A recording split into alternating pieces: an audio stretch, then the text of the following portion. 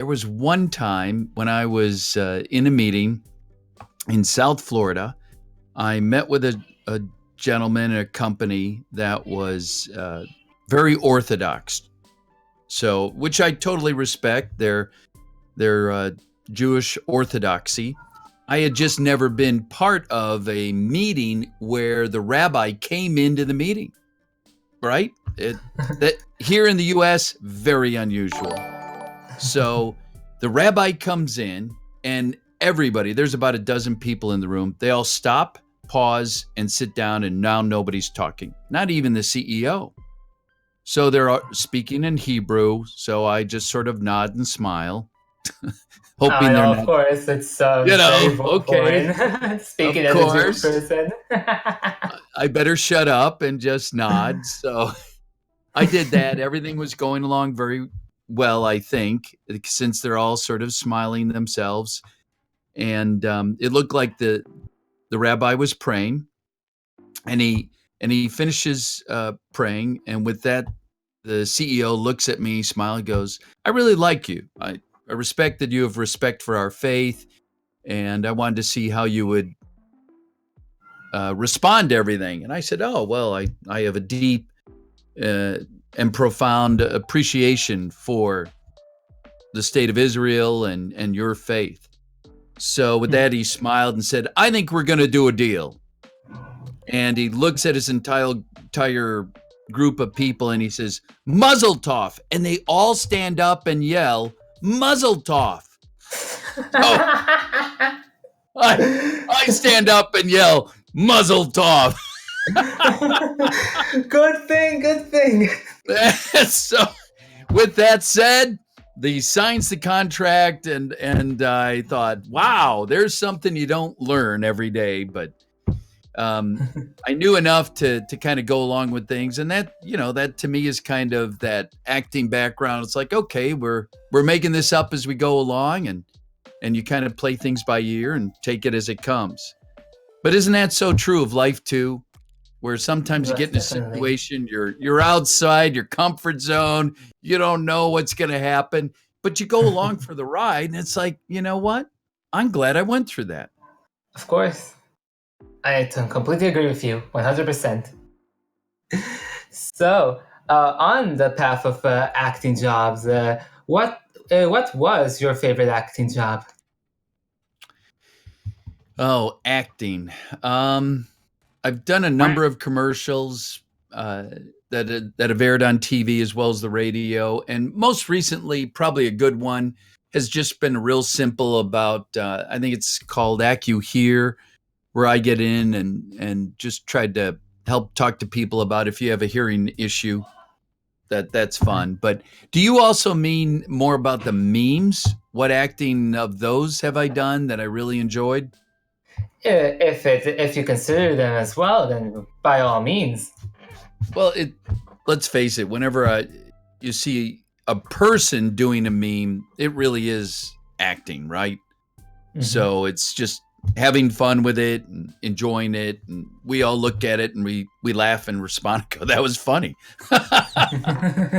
So a guy who came to me early on in my when I became a video spokesperson on the Fiverr platform a couple of years ago, a guy came and said, "Look, I just want you to say chair 50 times.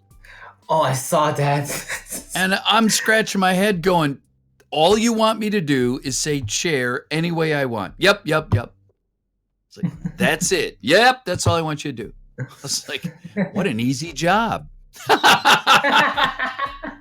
So I did it, and I thought it turned out pretty good, and he did too, and he got lots of views, and I was like, you know what? That really was my first meme.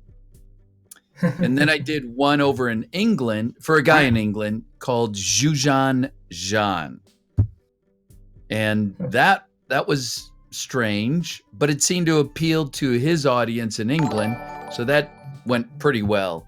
And then little did I know that about 5 years into the platform there at Fiverr, that some guy with a small YouTube channel called Material Design would give me a script and say, okay, this is all about a game, Fortnite. It's all about one of the characters. And are you okay with the script? So I took it to Fiverr and I said, what do you guys think? And they said, well, you're not getting the information about a credit card. You're just kind of joking around. It's okay. So I went ahead and did it. And on his channel, it blew up. He got over 2 million views. And for him, that was huge. And, all of a sudden I started getting a line for me to do all sorts of other meme requests for all sorts of gamers and YouTubers. And I blew up, which was great. So imagine my surprise when I went to look at that guy's YouTube channel and it was gone. YouTube had wiped him from the face of the planet. He was gone. So the next thing you know, suddenly I'm gone. I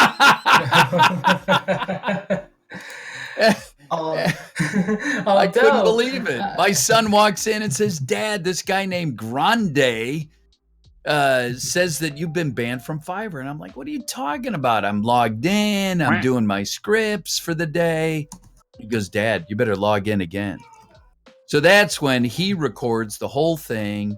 And the next thing you know, it's like, wait a minute, I really am banned. What happened? So all I can figure in retrospect is they were afraid of getting sued. YouTube was afraid of getting sued. And so the simplest thing was to just delete us. And then there's, minimal risk. I see. So given all of that story, I would like to ask, because that the following is very rare. How would you describe the feeling of rising to meme status? I've been asked that before, and it's a good question. Thank you for asking. My son and I have talked about this 100 times, and let's face it, whether you're on PewDiePie's, meme review or somebody else's channel, somebody doesn't strive to be a meme. They're kind of chosen. And that's the way I looked at it. Is like, you know what? I didn't try to be a meme. I didn't try to figure out how to become one. It just happened. I was kind of chosen. So at that point, as my son and I looked at each other the end of that day, we said, you know what? YouTube is one of those things that's kind of a once in a lifetime opportunity. Why not go for it? My son has aspirations of, being a Hollywood director one day. And I think he's got the potential. So he says, let's go for it, Dad. I'll bring in, anybody else we need, and let's do it. And we started producing videos, and along came a million other, friends and fans and said, yeah, we like it. We like you guys. So here we are today. Amazing. Really quite a journey. So actually, given that you have been have been in meme status and knowing the nature of memes, I do. This is a bit of a personal observation, maybe too narrow. Do tell me if it is. However, it would seem that there is a fluctuation in between multiple subjects of the videos. So, how would you describe the development of your transition to being more than a meme? Or do you believe you've gotten past that point? To be very candid with you, my answer is yes and no. See, when you look at PewDiePie, you can look at him over 9 years. And if you look at some of his early videos versus several years ago versus today, you would see a natural progression, how he went from one to another to another. And he certainly weathered some big bumps in the road for himself. But that's so true of so many YouTubers today. They went through a journey and they developed that journey and gained more subscribers. And here they are today. For someone like myself, I'm trying to condense years into months. And so I felt like we have a unique opportunity to kind of try different things and see what really resonates with an audience out there. I'm not going to say I've got it figured out, because my son leans toward these great movie-like little videos. We went out to Colorado recently, visited my other son. We've got drones flying overhead. We've got, pro cinematographic cameras all rolling. We do these things, and surprisingly, it didn't get great views, even though I look at the video and I go, wow, that's like a mini movie. So I think the movie's great, and yet not a lot of people were excited to see it. So I'm like, okay, then we have to go back to what it is that a lot of people are excited to see. So all that is say, I think it's been a real challenge finding, a series of productions to put out on a regular basis and have that resonate with the audience. Make sense? Yeah, YouTube really is a difficult thing to do, and you have been doing it for quite a while. And it would seem, actually, despite the sorry, for quite a while, and it is to be, and you can see that. I can see like your son being featured along the videos, and he went to film school and helps out on videos, correct? Yes, and yes. So have you been mostly directed by your son, or is it more of a collaborative effort on the directing side of things? He definitely is the idea generator for the majority of the videos we've done. And then he and I together will collaborate.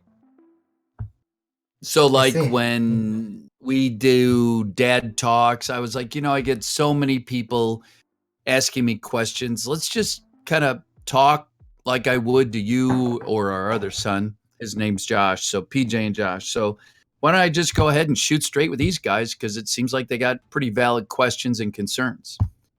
So that to me was a good idea on my part. And then they like these movie-like ideas of, the sword and making all sorts of extended, interesting movie series with different elements like that. I see. Does that make sense? Does that answer your question? Yes, and I would like to ask as well, what has been some of your directional influences on your filming? Directorial, right? You mean what directors we like? What their directorial influences? Yes. So there's a great director, I think, by the name of J.J. Abrams. He's done a number of famous movies, Star Trek being one of them, just a real favorite. So both my son and I like J.J. Abrams. There's so many of these great movies. I like adventure movies. No secret, I love the Lord of the Rings series, a lot of sci-fi, certainly the Marvel comic series, movies. I know we've seen them all. So all that inspires us to do similar things. But on the other hand, it's a lot of work to film with 2 and 3 cameras and go ahead and splice all this together into a video and then wrap a story into it so it makes sense. So it's inspiring, it's challenging, it's a ton of work. And I'd say the production value is fairly amazing in comparison. So it's worth it. It is, but you look at a guy's channel and pick your favorite other YouTubers, and they got a cell phone, they talk into their cell phone, and they get 1 million views. I'm like, what? What? I want to do that? Guess it's playing the game right. I guess. Well, though with that, actually, considering that, what would be the ideal goal for your channel? Does any channel have a goal? I'm just curious. I thought the point and purpose of a channel is to entertain their audience. Assuming it's entertainment, unless you're a info channel where you're talking about tech, so you want to always inform. If you're a news channel, then you always want to go ahead and kind of highlight the news. Right. That's what I'm saying. As like, what if you had to like work on something YouTube wise? Like what is it that you want to like share with the world? And let's say if you had to visualize within a year, what would you want your channel to be within that year? I want to stay in the entertainment lane. I don't want to get into politics. I want to stay clear of politics. I don't really have an agenda to really push. I want to be the channel that helps others. So I'm totally interested in doing all sorts of collaborations with others. I think what's interesting is kind of getting to know the person that we all like, whether it's PewDiePie, Jacksepticeye, Mr. Beast, Markiplier. It seems to me one niche in the market is we see one side of, who should I pick on? Mr. Beast. We see this one side of Mr. Beast handing out money, cars, houses. What I would love to do someday is have a series of videos that says, hey, his name's Jimmy. Hey, Jimmy, can we just kind of talk and get to know you a little bit more? And we've seen him grow over the years as he's gone from where he started to where he is today. So how would you like to do that with some of your other favorite guys, like a Grande? Wouldn't it be great to sit down and get to know Grande a little bit? What does his face really look like? No one knows. Most definitely not. It's a total mystery. It is. I'd love to also be an announcer for some of these esports games. I think that would be awesome. As we get into esports. Oh, totally. Love to get in there and help with some of that. A lot of fun.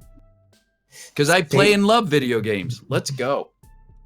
And speaking of helping, actually, you've throughout your YouTube, so to say, your time on YouTube, it would seem that alongside choosing the path of an entertainer, you have also taken upon yourself to be a father figure for your audience. Why is that? That's a good question. It really arose out of so many fans, friends writing in, commenting on our various videos. Wow, you're the dad I wish I had, and would you give me some dad advice? And would you, tell me, what do I do in this situation? And a lot of these comments just bring tears to your eyes as you read, my mom and dad are going through a divorce. I'm so depressed. I want to commit suicide. I want to ask this girl out. How do I ask this girl? How do I share my feelings? How do I get a girlfriend? So it's very heartfelt questions that I felt like we can't ignore it. We want to talk about it. And I think I'm probably one of the only guys talking like I do in a dad talk sort of way. Oh, absolutely. There is a major lack of that kind of outlet and response, so to say. And how would you describe your experience as a dad YouTuber, if I may refer to it like that? I am amazed. I look at the internet and I see great, wonderful things available on the internet, but equally is the dark side. So the internet is kind of this opportunity to offer great and wonderful things, the stuff the dreams are made of, but also the flip side is there's dark and bad and evil things here too. So if I can be a light for good, if I can go ahead and stick a hand out and help some friends and fans, then why not? Because there seems to be a small voice for it. What I do notice is it's drama that sells. It's it's this. Oh my gosh, did you hear? And I looked at that and go, that's not me. So why do I want to be something that's not me? I want to have fun. I want to be with people that have fun. And there you go. I follow your footsteps entirely. I have to say I can really relate to that. And you obviously spend a decent amount of time with your son making videos. How have you been how have you been balancing your work life and personal life, or does it sort of melt all together? It does melt all together. It's not a 9 to 5 job. It's more like 24-hour a day job. So my typical day is I go to the gym, I get home, I go through email messages and all my social media. Um, I'm trying to always talk to sponsors to help with raising some monies. I then go from there to my studio, which I converted my garage into a studio for voice and video. And then from there, if my son and I have plans, after shooting all afternoon, then we'll go ahead and do some of those episodic adventures together. Or maybe I'm out of town, like I will be tomorrow at the great and historic event there in New York. Amazing, man. Having to fly the plane in New York was, I'm so stoked for it personally. Yes. And for the fan meetup. Yes. So, how about we get a bit more personal? You alright with that? You can ask the question. So, given that we have talked about you being a dad YouTuber, what are the origins, or better yet, like where did you get your dad-like powers? My dad-like powers. I like that. I have two great responsibility. Yeah, I have two great sons. I make no assumptions here. Early on, I learned as a young dad that if you want to really be part of your child's life, son or daughter, you better get down on your hands and knees and play with them.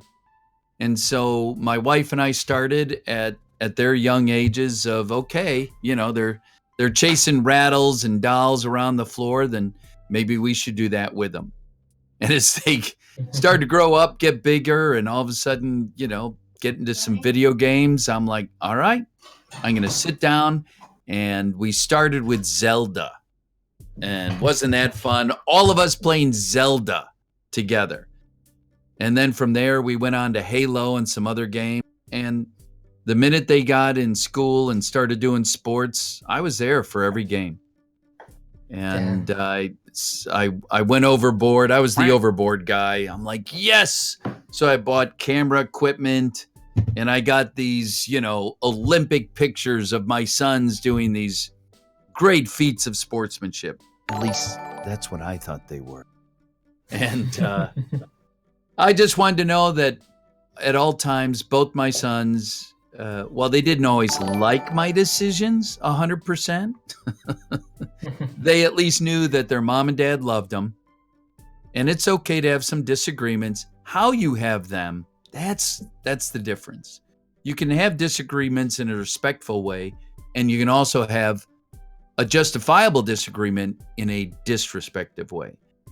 And setting that table, that stage for that kind of relationship, it comes on a daily basis, so let's sit down and let's talk. Man. Okay, so does that kind of answer your question? Most definitely. And you being an amazing father figure for many of your audience, and I believe that the audience hearing now into this interview can say the same. What has been inspiration to be this great father figure?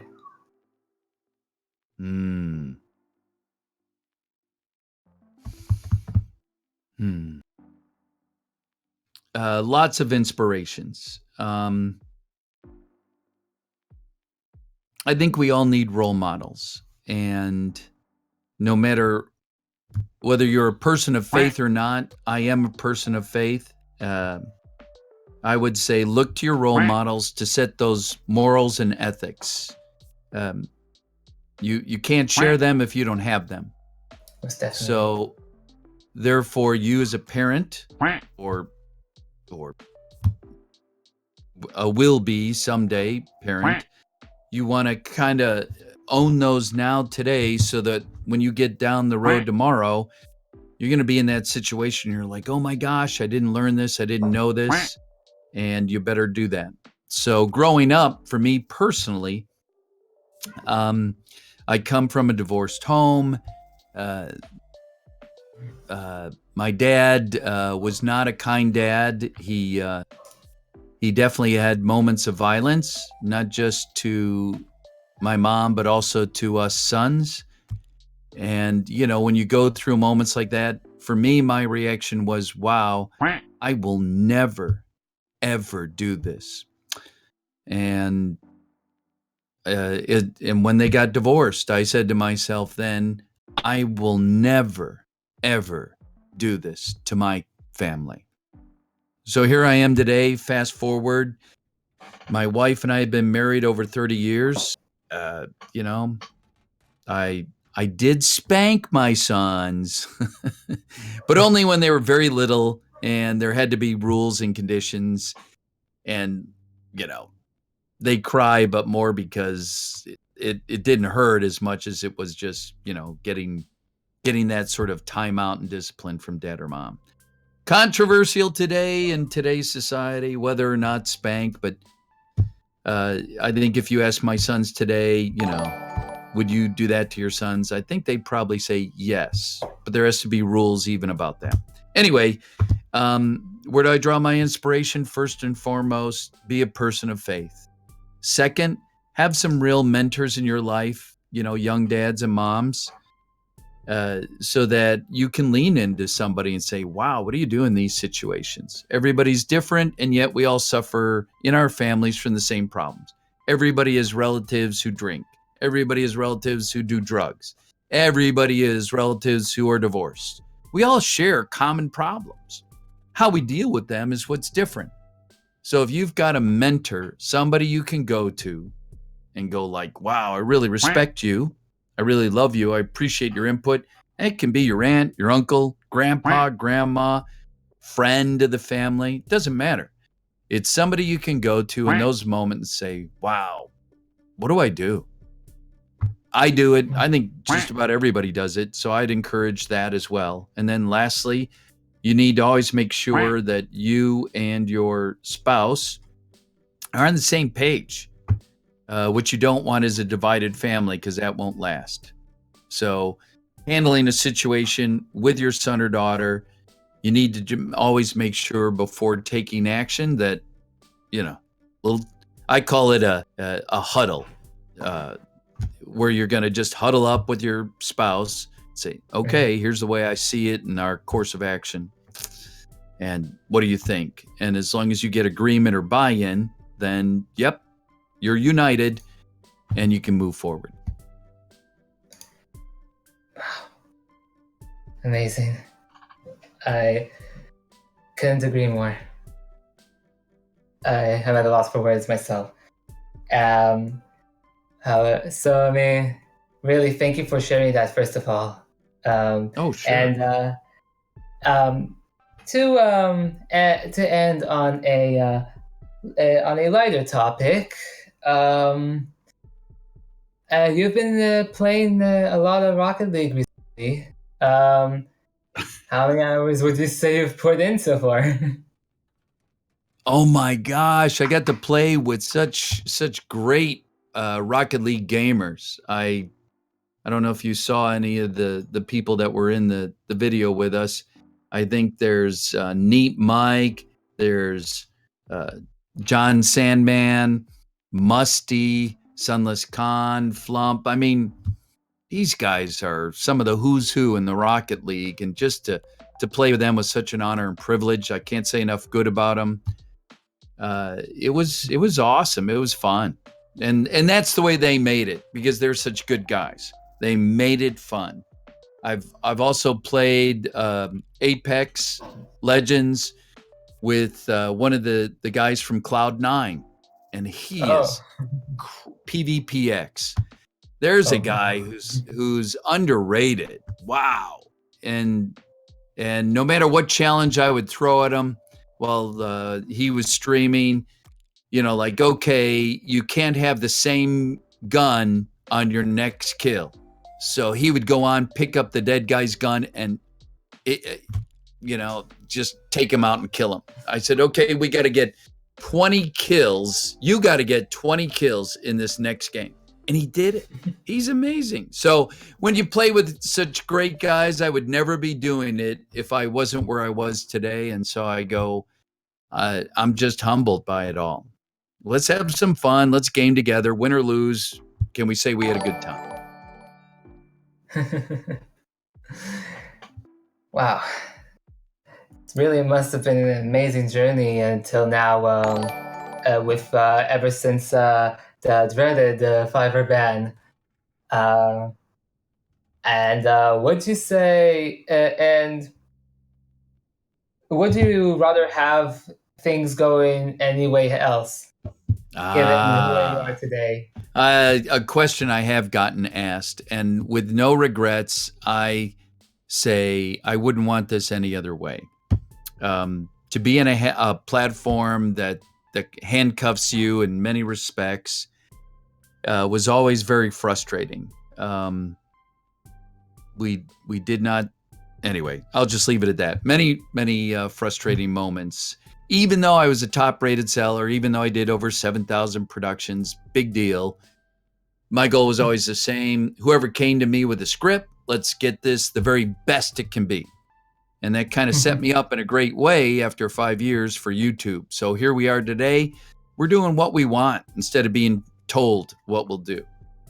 And you can argue, certainly, YouTube has its share of restrictions that we like and don't like. But here we are today, at least, in the driver's seat, and I get to do great things with my sons.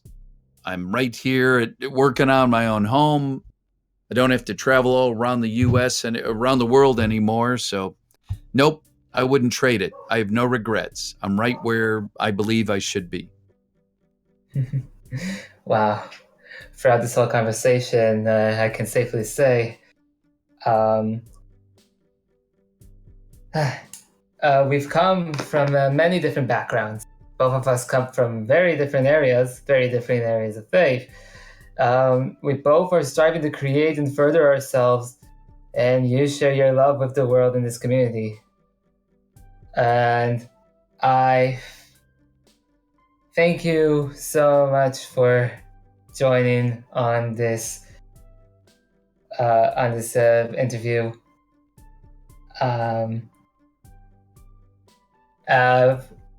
So everybody, follow VoiceoverPete on Twitter, on Instagram, and YouTube. Right, of course. YouTube. Of course, guys. So, we need to beat the algorithm to help him get to the yes. top. Oh, I hate that algorithm. When it works against you. So don't forget, plug for tomorrow. I'm going to do a live stream later today at 3:00 and talk about nothing but tomorrow's meetup, the big 9-year anniversary, where, when, what we're going to do, what to expect. So I'll do that at 3 p.m. New York time. That's GMT -4 today on my YouTube channel.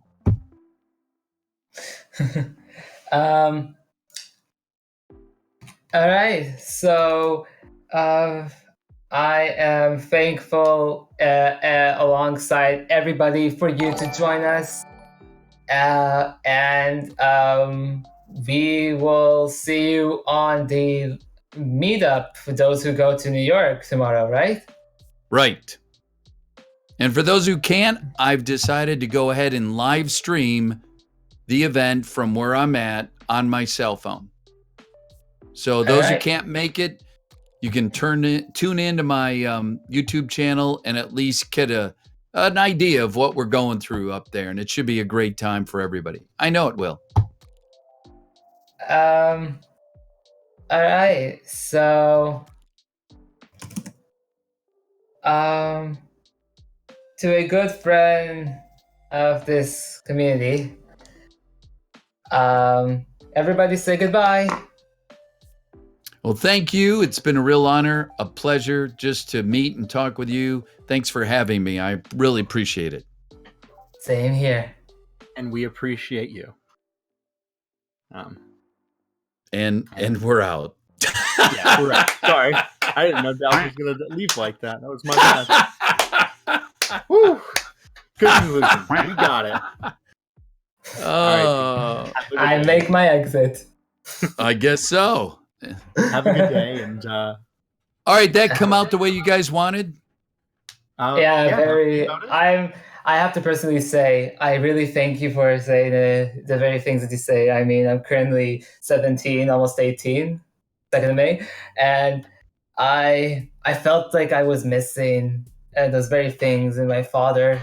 I wanted to say a personal thank you for really giving, what you do, doing what you do for the community. You're a man of value, and I respect that. Well, thank you. I appreciate that, Sean. Noah, do you think we hit everything? I think we hit everything. I think it's fairly decent, and I think we did it. I believe we've done a great success alongside. I've seen a couple of great receptions from you talking about about being a dad YouTuber and that area. Some say like you should write a book. Wow. How many did we have on, do you think? Let's actually ask the people. Statistics. Yeah, we have. From what I understood, it was going pretty well. We had some pretty nice numbers. The chats were flowing fast. Like good lot fast. I was trying to spastically moderate all chats. They asked about a Q&A, but I knew that probably wasn't in the cards, considered a time crunch. So, oh man, I want to have a post. I want to have like a promotional campaign to subscribe to VoiceoverPete. I saw a 59. I saw. I'll put posters everywhere. In Twitch, and I think there was like good 30 or so from DLive, from what I understand, and then YouTube had like 40. Good numbers. Roughly good turnout for early Sunday morning. Right. Okay. All right. Hopefully, wait, we are able to archive this. I mean, I feel like it's best to like have this interview out. I mean, just cut out my stutters and stuff. I was a bit nauseous. Oh, you were great, Sean. Oh, thank you. Yeah, we appreciate it. We were trying to be very kind of conditional with a fallback plan. I was there to swoop in if Sean had any problems. He's been stressed, so we've been giving him. We were like, all right, you need to take some relaxing time. You've been the heart of this operation, so you should be the one to do it, and you have some speaking skills, so I'm here as a fallback. You go do your thing. Thank you so much, Adrena, for mentioning that. Really, I've been working on this for quite a while. Mm-hmm. I am appreciative for who I've done it for. There you go. A win-win for all. Mm-hmm. So, all right, gentlemen, thanks so much. It's been an honor. My pleasure as well, and I look forward to seeing how this all goes tomorrow. Mm-hmm. Thank you. Thank you so much. Have a good day. All right, guys. You too. Have a wonderful day. All right. Bye for now. Goodbye. Do you want to turn back the server on? Do you want to stream? Oh my god, this is great. I love it. Oh my god. I mean, because we have the hype.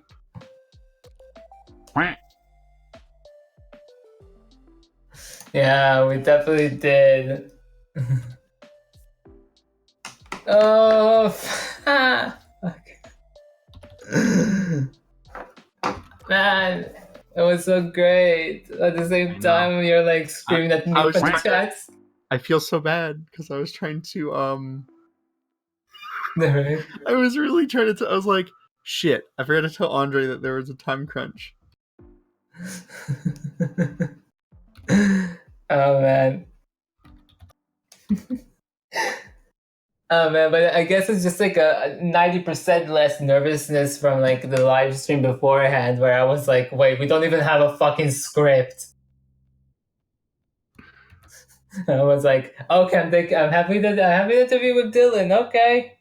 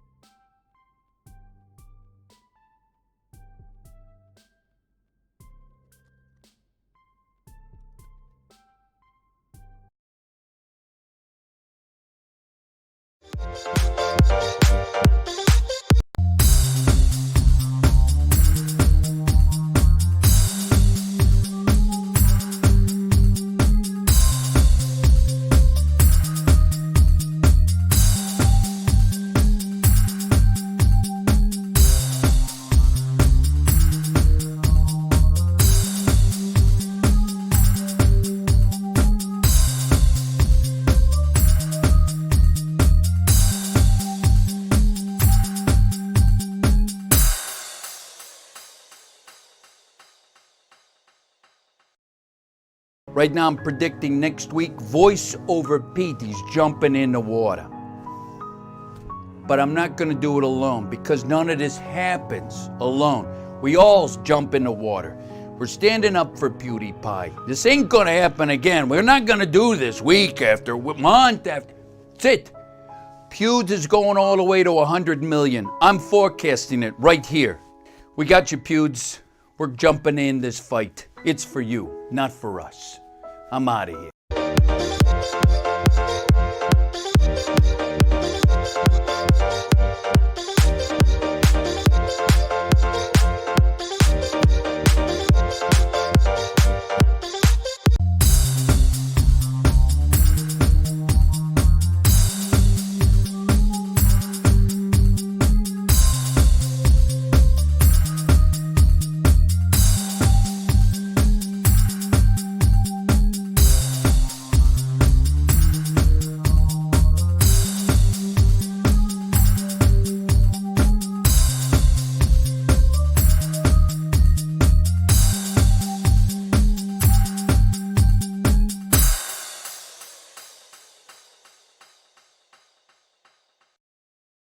Right now, I'm predicting next week, voiceover.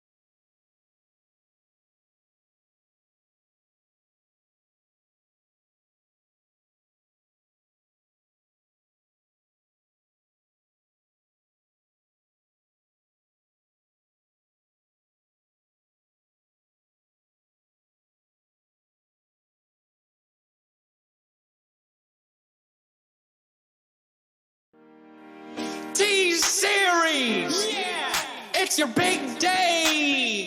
Incredible job!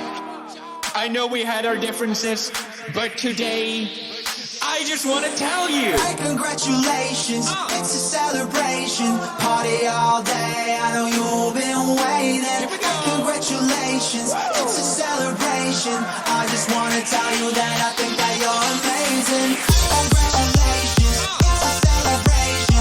Party all day, I know you've been waiting. Congratulations, it's a celebration. I just want to tell you that I think that you're amazing. Hey, congratulations to your corporation. Get to be one Swedish boy, you need a billion Asians. Yeah, you did it very nice, and all it took was a massive corporate entity with every song in Bollywood. Now you're at #1. Hope you did nothing wrong, like starting your business by selling pirated songs. Oops, didn't think we'd see. It's right there on Wikipedia. Get used to your past being held against you by the media. I'm sure right now there's nothing that you're doing that's illegal. Yeah, I'm certain that you haven't had collusions with the mafia. For legal reasons, that's a joke. For legal reasons, that's a joke. For serious Indian mafia, please don't kill me, that's a joke. India, I'm sorry about the memes, you're the best. I love my Indian bros, from Bombay to Bangladesh. I'll take on all the world for you, I'm a heavy hitter. About to cause a genocide, so you can call me.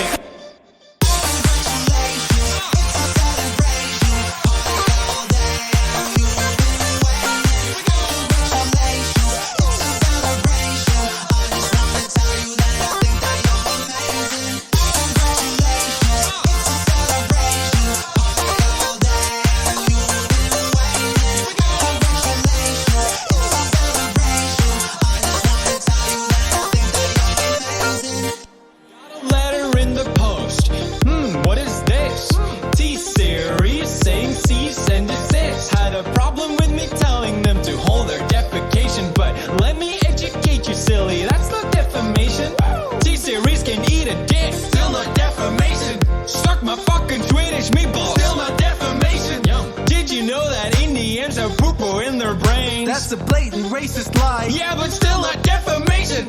India got YouTube figured out. That's sick, son. How about next you figure how to fix the caste system? Oof. Maybe all those ads will solve your crippling poverty. But looking at T-Series past, I'm guessing not probably. But never mind the poor people. We just hit a party, just hit a pop some bottles with a 9-year-old army. Not alcoholic cause I had a real problem, but we still like to live it like we about to kamikaze. So this is it, thanks for sticking with my channel. Ever since I was a nobody screaming at barrels. Yeah, this is it, it's been an adventure. It's the end of the reign of Felix Arvid of Schallberg. Through all the change and controversy, you've been by my side. There's no army in the world, I would rather give me watch time. It's been a wild ride, so while I can still be heard, here's one last bro fist from the #1 in the world. Hey, congratulations, it's a celebration. Party all day, I know you've been waiting. Hey, congratulations, it's a celebration.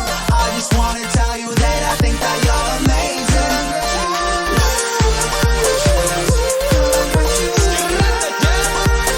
It's your big day. I'm fucking lit. Such a big day. Congratulations, T-Series. You did it. Hope that Me Too stuff doesn't severely affect your bottom line.